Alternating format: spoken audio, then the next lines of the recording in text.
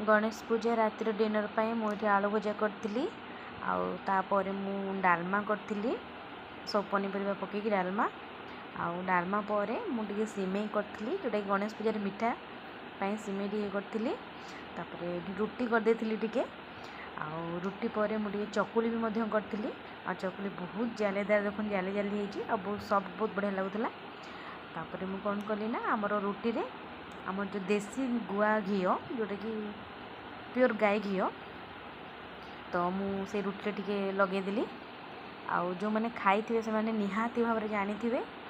देसी गुआ घी रुटी लगे खाइले रुटीर टेस्ट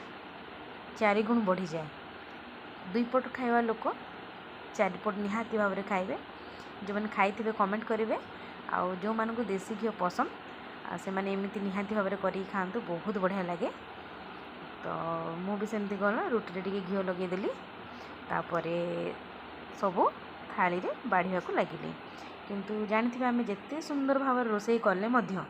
जदि सुंदर भाव सजेक न दबा भल लगे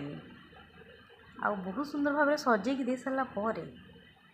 जहाँ को खावा को देथिबा जदि से लोकटी खाइबार टिके वाओ बढ़िया है बहुत बढ़िया बनईच न कहती मन को संतुष्ट मिले